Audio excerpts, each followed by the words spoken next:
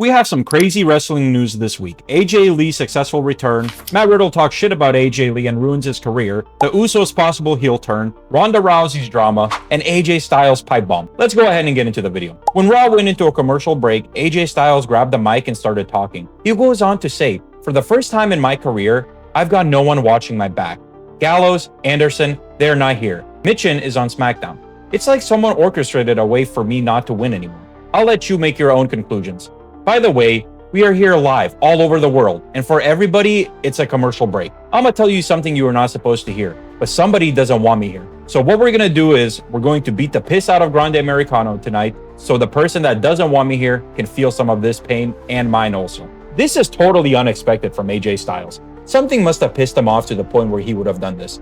I think we can all agree that his time in the WWE has not been utilized in the past couple of years. AJ Styles deserves nothing more than a top championship run, especially since he's done with the WWE right before he hits 50, which is less than 2 years from now.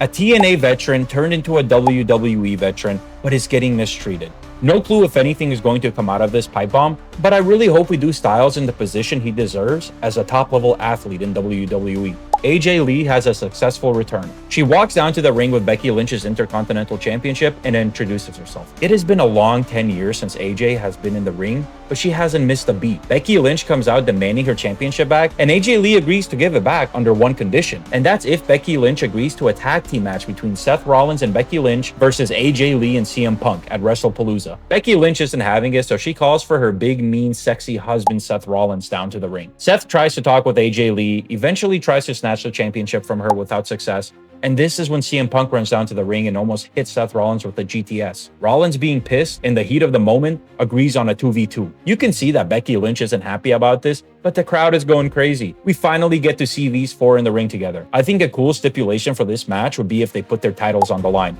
Yes, it is a tag team match, and they have single titles, but it would be such a cool twist since they are both husband and wife tag teams. I think everyone is excited to see how well AJ Lee can perform in the ring when the time comes.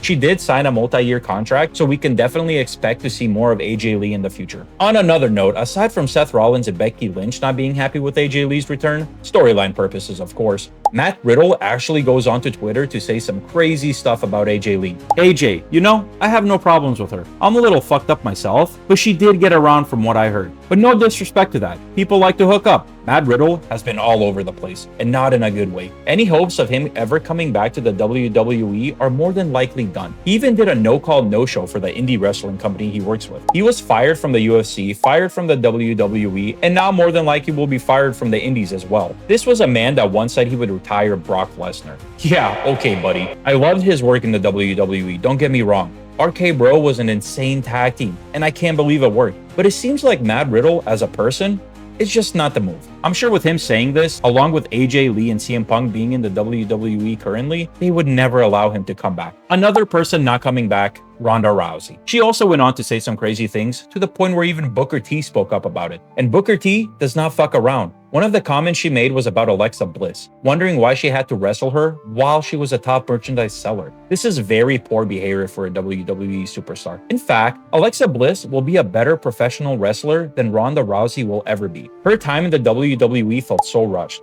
and she wasn't ready for the stardom. She was clumsy, bad on the mic, awkward, fumbled a lot. Shit, she was featured on so many botchamanias.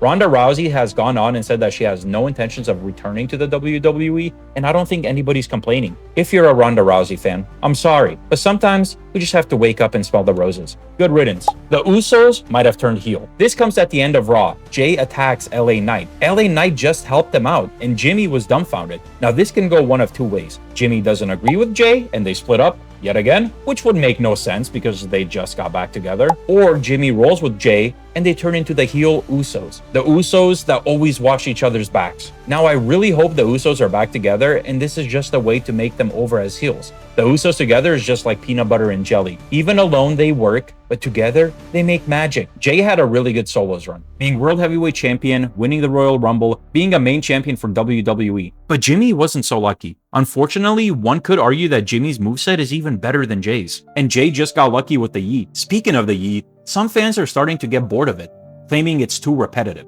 If they turn heel and team up together, I'm positive the yeet won't be happening anymore. They are arguably one of the best tag teams in the last decade, having insane feuds with many other tag teams. So we'll see what happens in the following week.